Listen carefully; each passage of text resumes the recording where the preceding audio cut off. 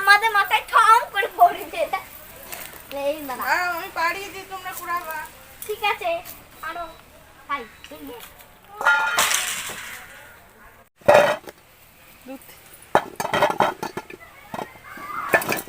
Wow, কত হয়েছে গো?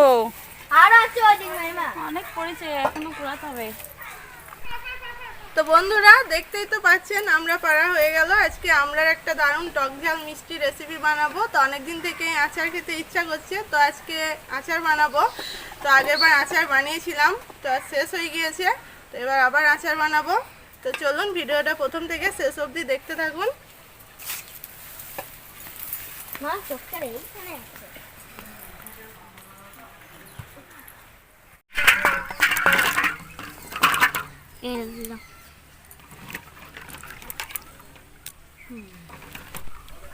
তো বন্ধুরা, আমি সবার প্রথমে আমড়াগুলো ভালো করে ধুয়ে নিয়েছি।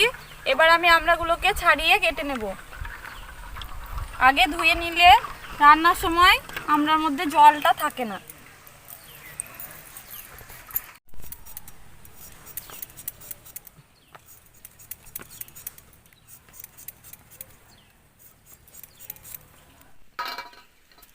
আমি আমড়াগুলো এরকম ভাবে একটু একটু করে ছাড়িয়ে নিয়েছি, সম্পূর্ণটা ছাড়ানো দরকার নেই। তারপর এটাকে আমি এরকম ভাবে দু টুকরো করে নেব। তো দেখুন, আমি এরকম ভাবে দু টুকরো করে নেব।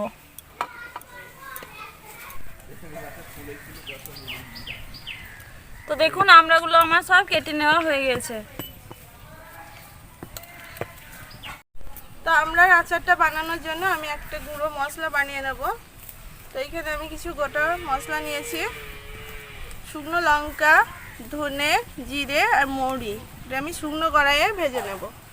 প্রথমে আমি শুকনো লঙ্কাটা একটু নেড়ে নেব, তারপরে বাদবাকি মশলাগুলো দেবো।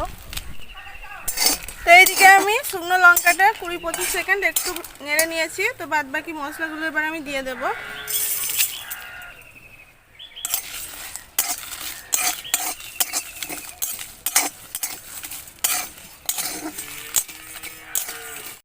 শুকনো মশলা এখানে আমার ভেজে নেওয়া হয়ে গিয়েছে।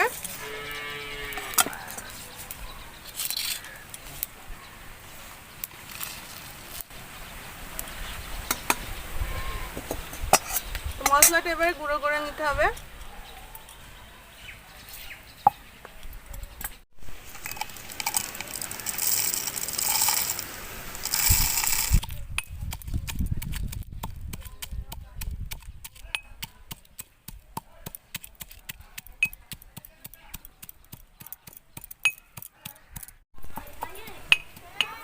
তো এইদিকে আমি কড়াই দিয়ে দেব সরষের তেল।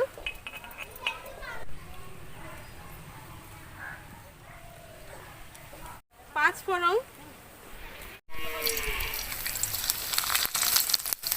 এই আচারটা কিন্তু সরষের তেলে করলেই বেশি ভালো হয়।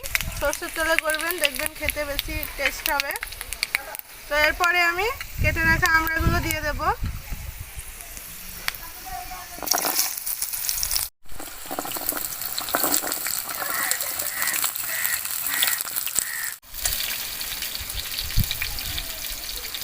এরপরে আমড়ার মধ্যে দিয়ে দেব অল্প একটু হলুদ গুঁড়ো,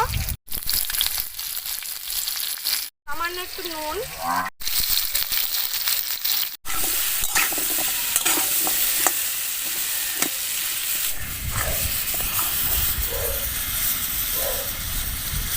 এইদিকে আমি মিনিট 5 ধরে আমড়াগুলো একটু তেলের সাথে কষিয়ে নিয়েছি। তো এরপরে আমি দিয়ে দেব এই যে আখের গুড়।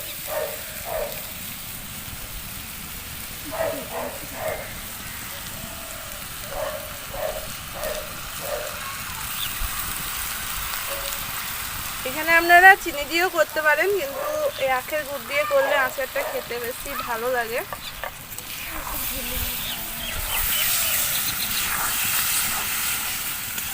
তো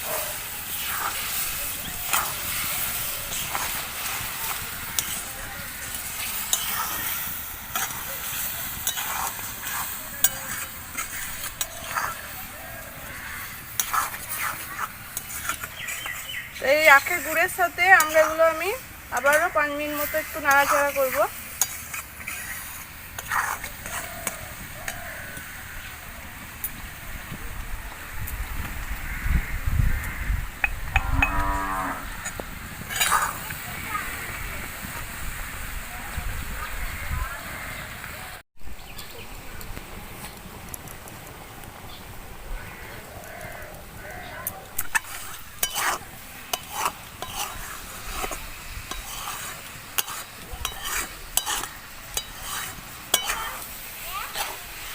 তো এইদিকে আমি 5 মিনিট পরে ফিরে এসেছি।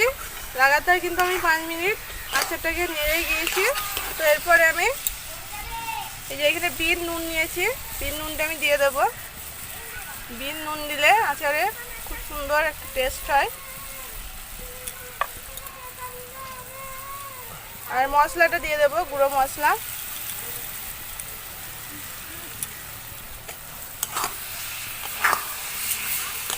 আবার একবার ভালোভাবে নাড়াচাড়া করে আমি আচারটা নামিয়ে নেব।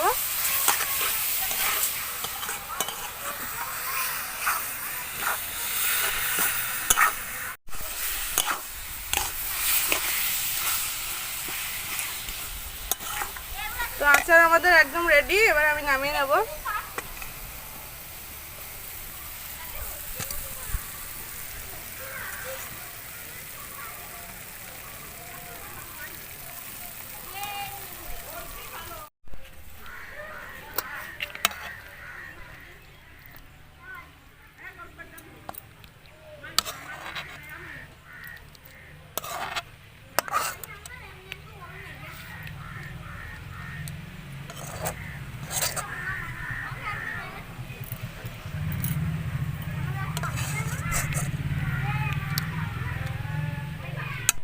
তো আজকে আমাদের আমরা আচার কিন্তু একদম রেডি। এই রেসিপি যদি আপনাদের ভালো লাগে তো অবশ্যই কিন্তু বাড়িতে বানিয়ে খাবেন।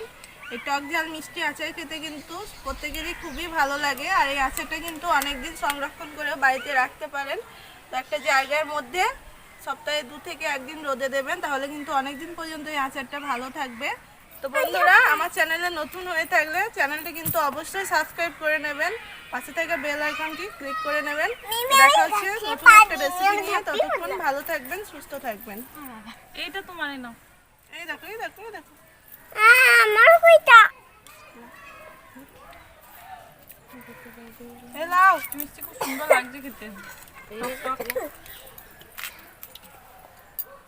দারুণ হয়েছে।